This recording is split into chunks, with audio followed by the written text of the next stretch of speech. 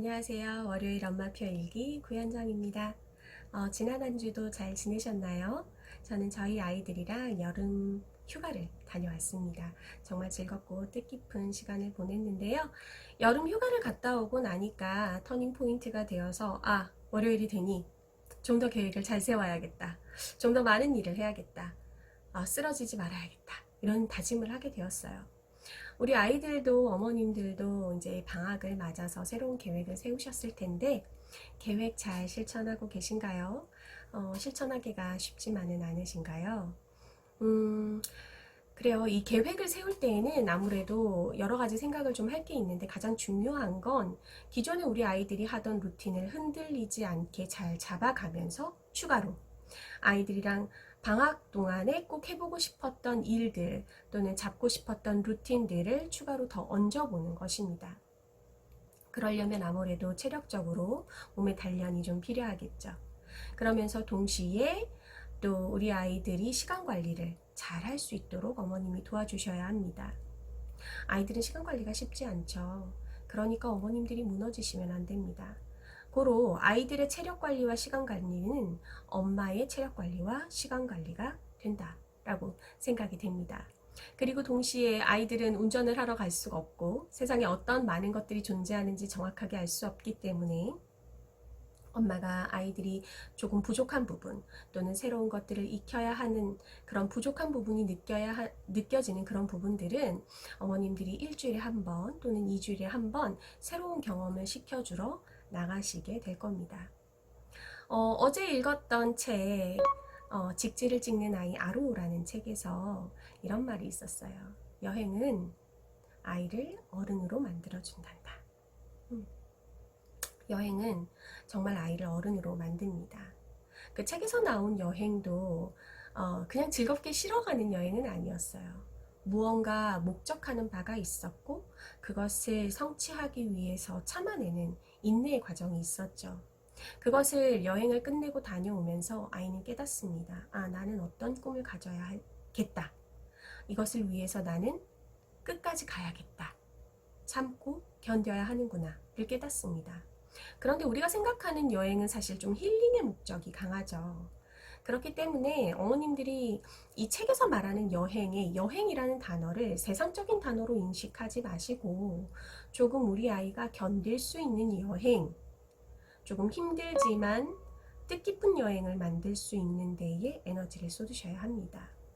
그렇게 여행을 잘 견뎠을 때에만 우리 아이들은 공부를 할 때에도 새로운 자극과 에너지로 지치지 않을 수 있고 조금 더 스트레스가 줄어들 수 있다고 저는 생각합니다.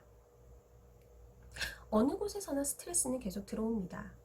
그 스트레스를 안 받을 수는 없으나 다만 스트레스를 어떻게 내가 잘 조절할 수 있느냐가 공부를 앞으로 쭉 하는 데에 중요한 요점이 되겠죠. 그러니 여행도 짤 때에 좀 시간 관리, 또 계획, 아이들의 힐링과 또 배움과 또 견뎌내는 새로운 경험들 이런 것들을 잘 조합해서 계획을 짜보셨으면 좋겠어요. 오늘 주제 좀 궁금하시죠? 계획인가? 그건 아닙니다. 계획에 대한 이야기는 1차로 마쳤고요. 제가 네 번째로 하고 싶은 이야기는 공부는 왜 할까? 입니다.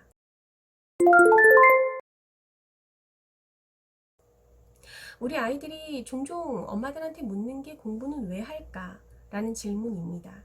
어머님들이 명확한 답을 주지 않으셨다면 이 질문을 생각보다 텀을 두고 자주 물어볼 거예요.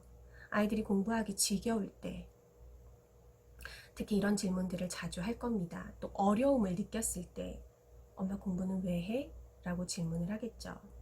제가 어머님들한테 저한테 오실 때 보통 영어 때문에 오니까 영어 책을 어떻게 읽고 싶은지 어떻게 하면 빠른 시간에 성장할 수 있을지 때문에 오기 때문에 영어 공부 왜 하냐고 물어보거든요.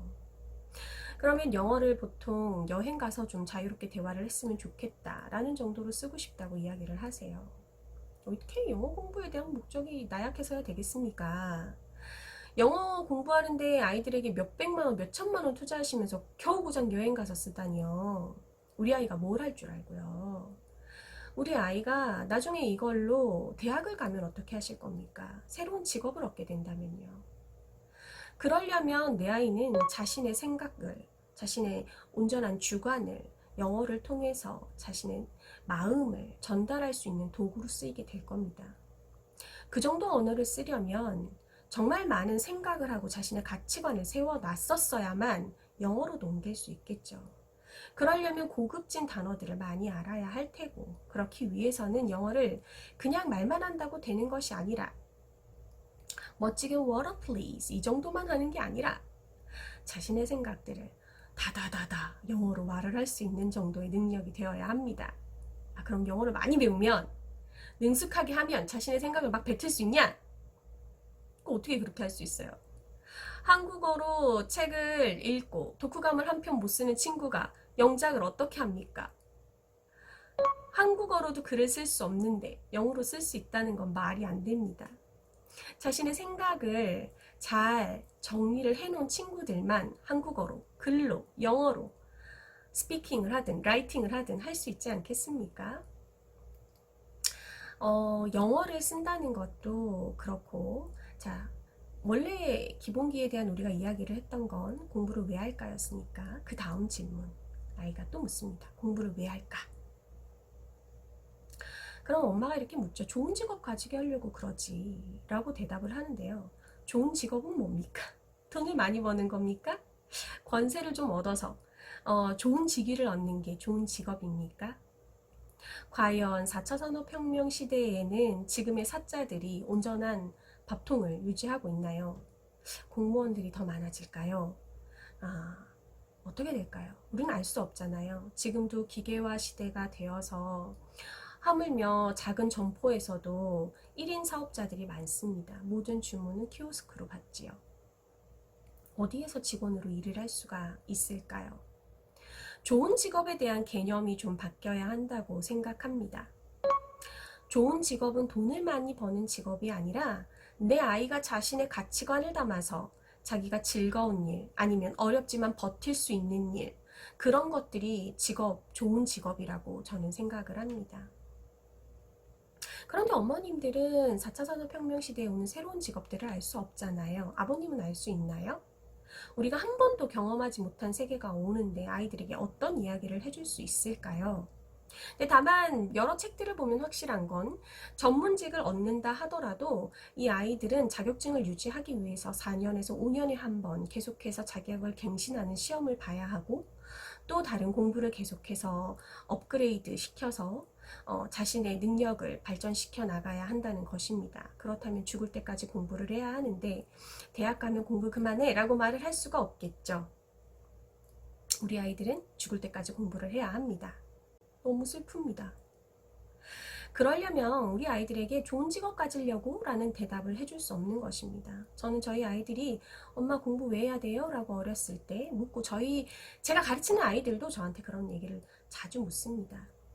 네가 하고 싶은 일을 할 수 있게 하는 게 공부다.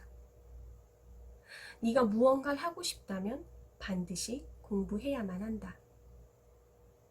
선생님은 영포자고 수포자였다. 그런데 선생님이 아이들을 키우다 보니 영어와 수학을 계속 하다 보니 잘 하게 되더라. 내가 너희 옆에서 함께 뛰어주마. 네가 하고 싶은 일을 할 수 있을 때까지. 엄마는, 선생님은 하고 싶은 일이 있었지만 능력이 모자라서 손으로 접어가면서 지금 결국 남은 것 없이 하고 싶은 일이 아니라 결국 다른 일을 하게 되었다. 너희들은 그렇게 살지 않기를 바란다. 네가 하고 싶은 일들을 손가락을 접어서 남는 하나를 선택하는 것이 아니라 네가 하고 싶은 많은 일들을 녹여서 정말 네가 하고 싶은 일들을 온전히 했으면 하는 게 엄마의 마음이다. 선생님의 바람이다. 그러려면 온전히 공부를 해야 한다. 너를 위해서. 공부는 너를 성장시키는 도구가 될 거다. 세상은 너를 편안하게 두지 않을 거야. 그렇다고 네 인생을 포기할 수는 없으니까 좀 더 나은 내가 되었으면 좋겠다 라는 이야기를 하고 싶습니다. 그리고 그렇게 이야기해주고 있습니다. 그런데 한국 사회에서는 많은 부분 이렇게 이야기를 해주지 않고, 그리고 쉬운 공부를 자꾸 찾아가는 광고 프로그램이 나옵니다. 이렇게 하면 쉽게 아이들이 똑똑해질 수 있다. 쉽게 똑똑해지는 방법은 없습니다. 그건 사기예요. 어떻게 쉽게 똑똑해지나요? 공부는 기본기가 받쳐줘야 합니다. 체력도, 아니면 공부를 할 수 있는 엉덩이의 힘도, 기본기가 있어야만, 이 기본 체력과 기본 지식들이 받쳐져 있어야만 다음으로 도약할 수 있습니다. 좀 더 나은 것들을 체험하고자 한다면 새로운 프로그램을 도입해서 우리가 경험을 해봐야 합니다. 하지만 공적인 교육시장에서는 새로운 것들을 많이 접할 수는 없어요. 감사하게도 요즘은 학교에서 많은 부분들이 연계를 해줘서 참여를 할 수 있게 해주시는데요. 학교의 프로그램에 관심이 없으신 부모님들은 이것조차 이용하지 않죠. 그러면 기본기도 안 돼 있고 새로운 것도 경험 못한 아이들은 과연 내가 무엇을 좋아하는 줄 알고, 무엇을 싫어하는 줄 알고, 뭘 버틸 수 있고 무엇을 버틸 수 없는지를 어떻게 깨닫고 내가 좋아하는 일을, 내가 하고 싶은 일을 찾아서 나의 생각을 섞어서 내가 하고 싶은 일을 할 수 있게 됩니까? 그러니 공부는 내가 계획을 세워서 기본기를 쌓아가는 과정이고, 어머님들이 함께 해주시는 특별한 경험치는 새로운 경험치를 통해서 어른으로 자랄 수 있도록 새로운 질문을 던져서 새로운 생각을 할 수 있고, 내가 무엇을 좋아하고 무엇을 싫어하는지 그런 것들을 탐구해가는 과정이라고 생각합니다. 공부는 결국 내 아이가 성장하게 하는 도구인 겁니다. 내 아이가 새로운 미래에서 주저주저하고 낯설어서 뒤로 빼는 것이 아니라, 나 한번 해볼게. 난 지금까지 늘 새로운 것들은 호기심 있고 즐겁게 탐구해왔어. 난 그렇게 할 수 있어. 실패하면 어때? 다른 걸 하면 되지. 하는 마음을 가질 수도 있어야 합니다. 그러려면 정말 많이 깊게 빠져보고 정말 제대로 실패도 해보고, 그리고 딛고 일어서는 방법을 알아야 하겠죠. 그래서 공부를 하는 겁니다. 사람들이 저한테, 아니 하물며 친척들도 저한테 그런 얘기를 했습니다. 서울대 보내려고 그렇게 공부시키니? 전에는 그 얘기를 들으면 정말 많이 주눅이 들었습니다. 서울대 못 가면 어떡하지? 그런데 제가 몇 년 전에 그런 얘기를 지인들한테 하기 시작했어요. 그 친척들한테는 대놓고 얘기를 못하죠. 하버드 가면 어떡할 건데? 뭐 시카고, 예일은 어떤데?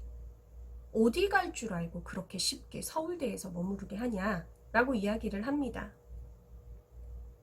서울대 못 갈 수도 있죠. 못 갈 확률이 높습니다. 어떻게 갑니까? 이렇게 공부해서는 못 갈 확률이 훨씬 높습니다. 엄마표로? 쉽지 않죠. 그런데 못 가면 어떻습니까? 못 가서 백수 되는 것도 괜찮습니까? 가서 백수 되는 건 어떻습니까?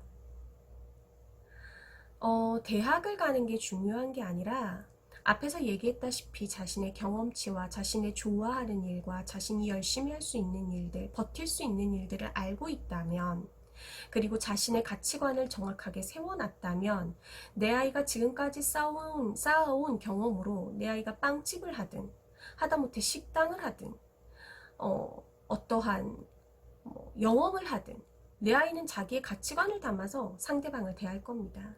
자신이 하는 일이 즐겁겠죠. 어려운 날도 있을 테지만 버텨낼 수 있을 겁니다. 그리고 그 사업이 사형산업에 접어들었다 하더라도 새로운 것을 구상할 수 있는 머리를 가지고 있을 겁니다. 영원한 철밥통의 직업은 없을 테니까요.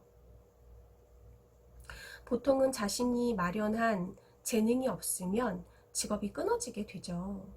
그래서 두려운 거 아닌가요? 하지만 자신이 무엇을 좋아하는지 그간 쌓아온 경험이 많은 친구들은, 그런 것들이 있는 친구들은 다음을 준비할 수 있다고 생각합니다. 자신의 생각을 담아서 자신의 일을 할 수 있다면 저희 아이는 훌륭한 직업을 얻었다고 생각하고, 그리고 그런 것이 가치관이 없는 친구들과 동일한 직업군에 놓아서 봤을 때에 내 아이는 더욱더 행복한 삶을 살 수 있을 거라고 확신합니다. 저는 그거면 된다고 생각합니다. 아깝지 않겠느냐 물어보실 수 있는데, 아직 저희 아이는 실패하지 않았습니다. 뭐가 될지 어떻게 하나요? 다만 제 인생이 아니고 제 아이가 높은 것을 바라보다가 갑자기 다른 생각을 하게 돼서 그동안 이야기하던 그런 상황이 아니라 정말 나는 생각도 하지 못한 다른 직업들을 얘기했을 때 제가 그것을 수용할 수 있는, 부모로서 지지하고 응원할 수 있는 그런 마음을 가질 수 있다는 게 중요한 겁니다. 모든 사람이 다 대기업에 들어갈 수 없습니다. 대기업에서 마지막 정년을 채우고 나올 수 있는 확률도 낮습니다. 내 아이는 분명히 지금과는 다른 미래를 준비해야 합니다. 엄마의 계획, 엄마의 생각, 그리고 아이가 앞으로 가져야 할 가치관들을 만들어 가는데 굉장히 힘을 써야 한다고 생각합니다. 그것을 힘쓰고 났을 때 공부는 왜 해요? 라고 엄마한테 더 이상 질문하지 않습니다. 알고 있거든요. 계속해서 엄마도 새로운 것들을 알아가려고 노력할 때에 아이들과 새로운 대화를 할 수 있습니다. 그럴 때에 미래가 두렵지 않아지겠죠. 내 아이는 할 수 있다는 저력을 분명히 보여줄 겁니다. 엄마표는 그런 기반이 되어야 한다고 생각합니다.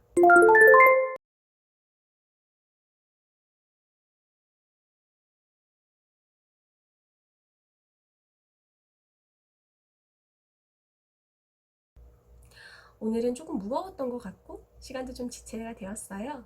한 주 동안 내 아이가 공부를 왜 했으면 좋을까 하는 생각을 좀 해보셨으면 좋겠고, 정말 내 아이가 예상치 못한 것들을 하겠다고 이야기했을 때 나는 아이를 어디까지 지지할 수 있는가에 대해서도 한번 생각을 해보셨으면 좋겠습니다. 긴 시간 이야기 같이 들어주셔서 감사합니다. 남은 화수목금토일 또 아이와 바른 루틴으로 또 새로운 경험들을 채워가는 멋진 시간 만들어 가셨으면 좋겠습니다. 감사합니다.